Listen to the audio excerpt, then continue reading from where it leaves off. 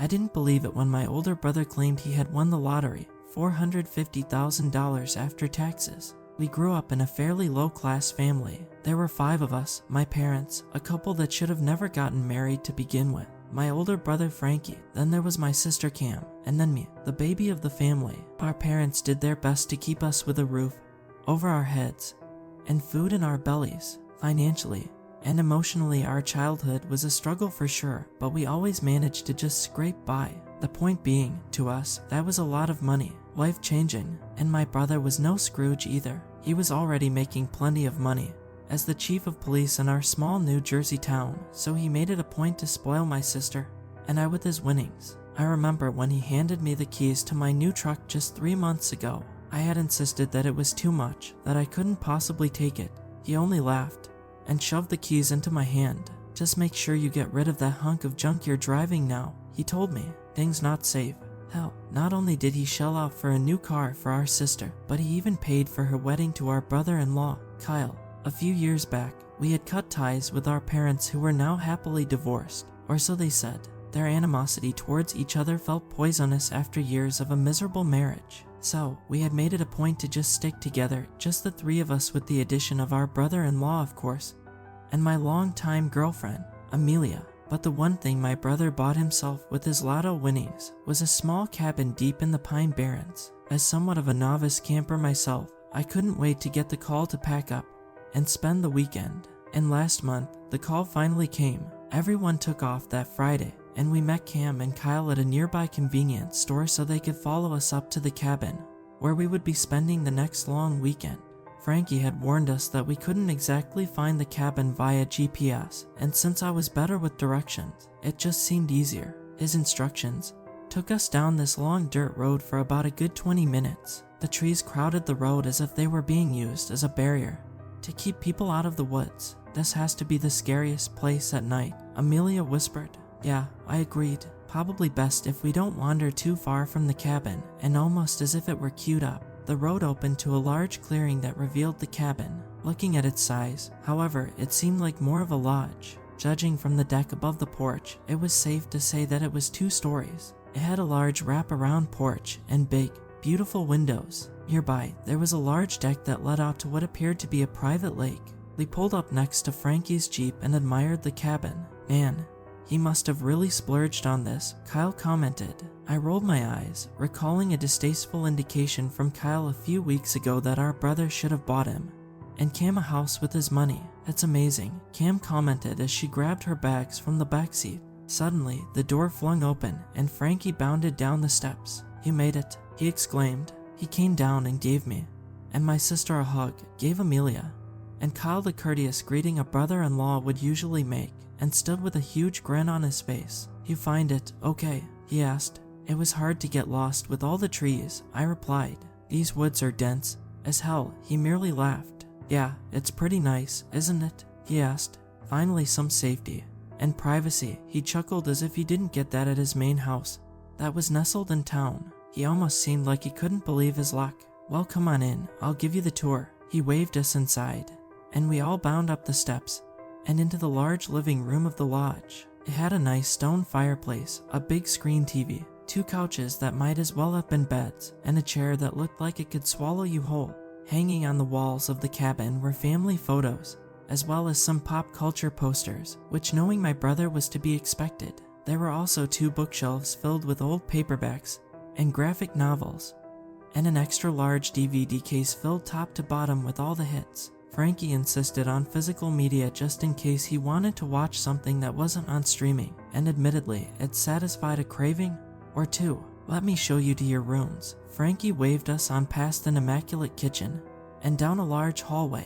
At the end of the hallway was a staircase, but just before it was 2 doors, one on the left and one on the right. He opened the door on the left to reveal a bathroom, explaining that the cabin of course had electricity and plumbing, but he glossed over the door to the right and just went upstairs. What's in here? I asked as I reached for the door to the right. I tried to turn it, but it didn't budge. Basement, Frankie replied bluntly. Best to just stay out of there. You got something locked down there? Cam asked jokingly. I've been using it as an office, Frankie explained. It's got sensitive files in there, so it puts my mind at ease to have it locked at all times. He waved us upstairs to show us where we would be spending the weekend.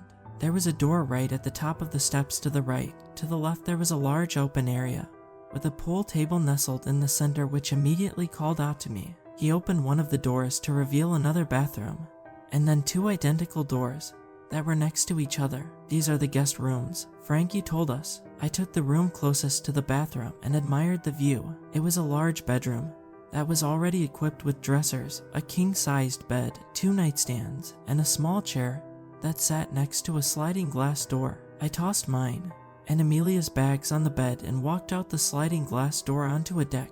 This one apparently overlooked the backyard, which was graciously equipped with a small net for volleyball and badminton, as well as a large gravel area containing a fire pit, picnic table, and a few chairs. It also gave me a good idea just how isolated we were here. The clearing of the property had to be maybe 2 or 3 acres. After that it was more dense woods north and west of the lodge. I took a look east and got a nice view of the sun glistening off of the lake.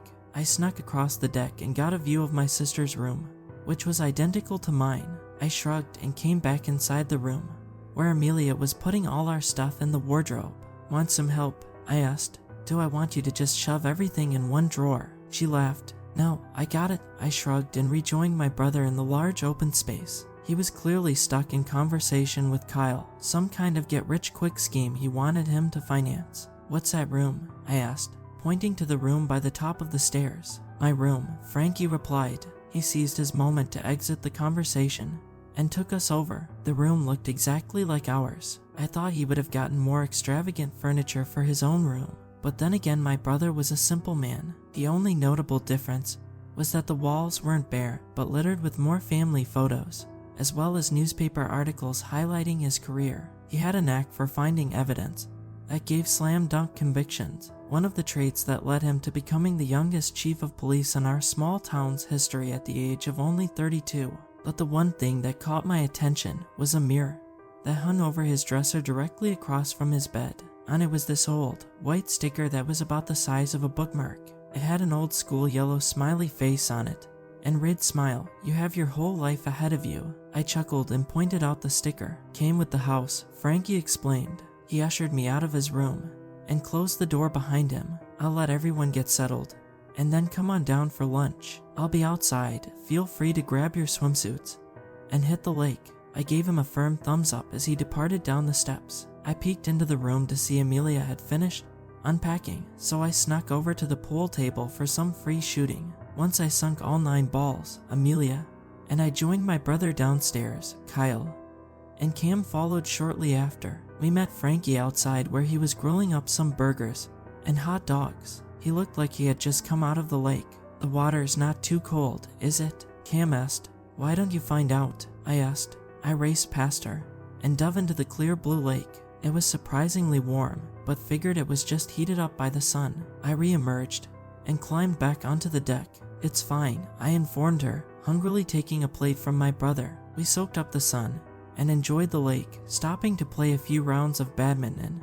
Before the sun had started to set, we changed into something drier and went out to enjoy a nice steak dinner by the fire pit. Before we began to eat, Cam raised a glass. "Frankie, thanks for having us up here," she said. "Congrats on your good fortune. It couldn't have happened to someone more deserving." I raised my glass haphazard, wanting to dig into the steak as quickly as possible. Amelia and Kyle did the same as we toasted my brother, who merely laughed us off. "It's our good fortune," he clarified. "We deserve it." We finally began to dig in and eat. Thankfully, the lodge had these large outdoor lights that managed to illuminate everything up to the border of the woods, so having dinner outside wasn't as creepy as it might have sounded. We sat around the picnic table and laughed for hours, but I could tell Amelia was still a bit creeped out by the woods. "Doesn't it get lonely up here?" she asked Frankie. He merely shakes his head. "I never feel alone up here," he says in a creepy voice. The reaction from Amelia gets a laugh out of Cam, and we stayed up for a few more hours, and by 1 a.m., Cam, Kyle, and Amelia had all gone up to bed. I sat around and talked with Frankie for a bit longer, enjoying the fire pit and the dark allure of the woods. He got up to put the fire out but I wasn't exactly ready to go to bed. "Say, did you bring your Xbox up here?" I asked. "We could play something for a bit," Frankie sighed, "and put out the fire in the pit." "Maybe tomorrow," he replied. "I gotta finish some work down in the office." He gets up and pats me on the shoulder. "Good night." "Night," I call back to him as he walked into the lodge. I take this time alone to partake in the small stash of pot I had locked in the car. Though not illegal, I know my brother hates the smell, and I wanted to respect his property. I lit up a small joint and took a stroll around the property until I felt appropriately baked, at which point I buried the joint, popped a stick of gum in my mouth, sprayed on some cheap body spray, and went back inside. My initial intention was to head to bed, but the munchies got the better of me. As I rummaged through my brother's refrigerator, hoping that there was some leftover burgers stashed somewhere, a sound caught my attention. I followed what appeared to be crying down the hall and towards the door to my brother's office, which was now slightly ajar. I called out to him, "Frankie," but I got no response. Perhaps it was my impaired judgment. Maybe it was my brotherly instinct to make sure Frankie was okay. Or maybe it was just plain old curiosity that led me to open the door to the basement steps that first night.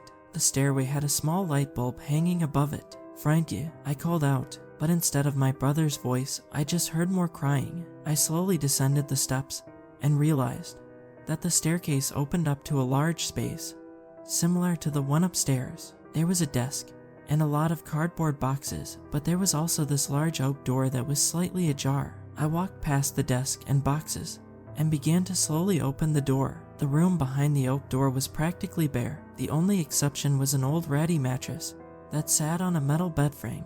The light from the room was poor at first, but it seemed like someone was huddled on the bed. As I began to walk further in, a woman's shape became clearer. She was young, probably about 19 if I had to guess, with long black hair. She was huddled in the fetal position, wearing nothing but a small torn shirt and pair of underwear. Her ankles were tightly taped together, and her wrists were similarly taped behind her back.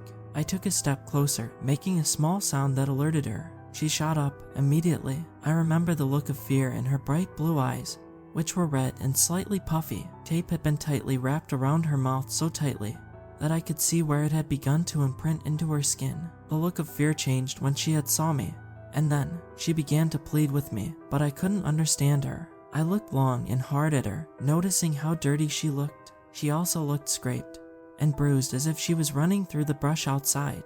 I took a step closer, almost hypnotized by her as she continued to try and say something to me. I began to slowly question reality, wondering if this was real or if I had just gotten a bad batch of pot, until my brother's voice snapped me back to reality. "Jacob."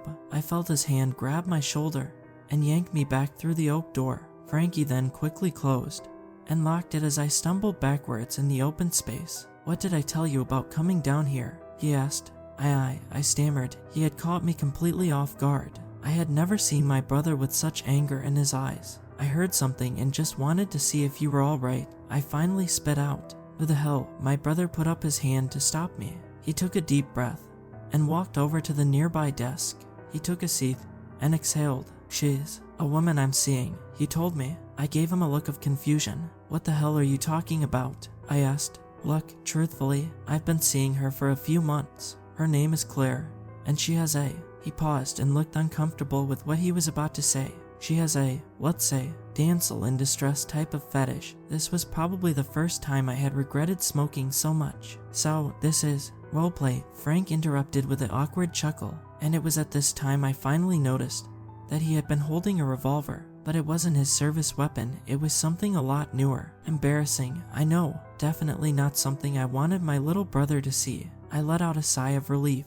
Of course, Frankie had a reasonable explanation. I mean, why would he lie? I thought. He placed the revolver on the desk and led me back upstairs. "I was planning for everyone to meet her tomorrow, but she's a bit shy, but we should keep this between us for now," he insisted. I don't know why, but the way Frankie spit out the sentence, it came off weird to me. Of course, I told him I look forward to it. He pat me on the back as I re-entered the dark hallway. I could feel his eyes on me as I stumbled up the steps. As soon as I hit the last one, I heard the basement door creak shut. I climbed into bed with Amelia and passed out. I woke up surprisingly early the next morning. When I checked the time on my phone, it was only 7 a.m. I had looked next to me and Amelia was still fast asleep, so I slipped downstairs, hoping to sneak a meal from the fridge before breakfast. But as I got closer to the bottom, I began to smell coffee and bacon. I walked into the kitchen to see my brother already cooking breakfast. "Good morning," he greeted me. The kitchen table was lined up with waffles, eggs, bacon, sausage, coffee. Hell, the man even made cinnamon rolls. He looked tired, like he hadn't slept long. I figured he must have waken up early to prepare this magnificent feast. "Help yourself," he told me. I grabbed a plate and began to dig in. "Will your princess be joining us?" I asked, trying my best to make light of the uncomfortable situation I put my brother in. "There was an emergency," Frankie blurted out. "With work, unfortunately she couldn't stay." He grabs a plate of his own and joins me, but she wanted to profusely apologize for last night. She was. I waved him off. "That was my bad," I told him. "Won't happen again." My brother mumbled a response and dug into his breakfast, and the way he just easily dismissed it didn't sit right with me. In fact, Frankie's demeanor didn't change at all throughout the day. I had figured there'd be at least some aura of embarrassment, but nothing. And after I got about 4 cinnamon rolls in, I realized something. Frankie's car was the only other one here aside from mine and Cam's. So how did Claire end up leaving? We spent the day outside again, more lakeside fun and BBQ food, but I just couldn't shake this off feeling I had ever since my encounter with Frankie at breakfast. I began to get more paranoid once I saw the shed. I went in there to grab some fire starters. When I noticed his shovel, it wouldn't seem so out of place, but it looks like it had just been used. So, when Frankie decided to turn in early that night, I decided I had to get a better, sober look in that basement, if for no other reason than to simply put myself at ease. I waited for everyone to fall asleep before sneaking down the steps of the lodge. I used the chirping of the crickets as a safety blanket of sorts to assure me I wasn't alone. I made it to the basement door and tried it, hoping it would be unlocked, but no luck. I went to the front door and grabbed Frankie's keys that hung on a hook by the door. I tried every key on that hook with no luck until finally I heard a click. I slipped into the basement, carrying the keys with me, and slowly descended the stairs. I took a look at Frankie's desk and noticed that there was nothing on it but an old box. I took a quick look inside to find various items inside individual Ziploc bags. I pulled out one bag that contained an old metal ring. It was shaped like a skull and looked cheap and gaudy. Written on it in Sharpie was a name, Marcus Jackson. It took me a while, but I remember where I had heard it before. Marcus Jackson was a tattoo artist who set up close to town. One day they found him murdered in the back lot of a local deli. Frankie had been the one to find his bloody wallet in Marcus' girlfriend's car, though she swore up and down that she was innocent. The evidence was too much to deny, and she was sentenced to life. I began looking through the box. All of them contained an item from a case that Frankie had solved.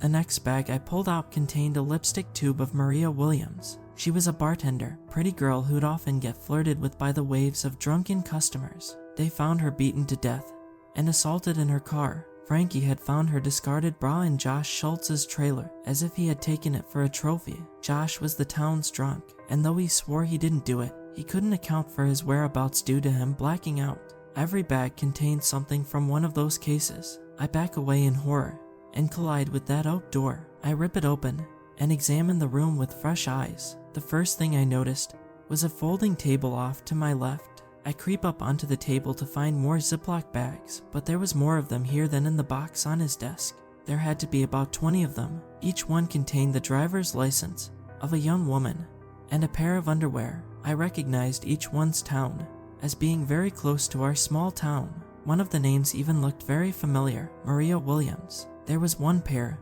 that had been left out of the bag, and it looked strangely familiar. I walked over to the end of the table to find this particular pair of underwater accompanied by the license of one Claire Thompson. I turned to look at the ratty bed, and for the first time saw how old and worn out it was. There was cuffs dangling from the old metal bars of the bed frame. A collar was laid on the bed attached to a chain that I followed to a metal plate mounted on the wall, but one spot on the frame looked altered. It seemed like there was a metal clip welded onto the frame, and surprisingly enough, it had matched the clip that connected the collar on the bed to the chain attached to the wall. I looked up and finally noticed it. I don't know how I could have missed it. In front of the bed was a standing mirror, and plastered on that mirror was a sticker, an old, white sticker that was about the size of a bookmark. the same sticker that had an old school yellow smiley face on it, the same one that read, "Smile, you have your whole life ahead of you."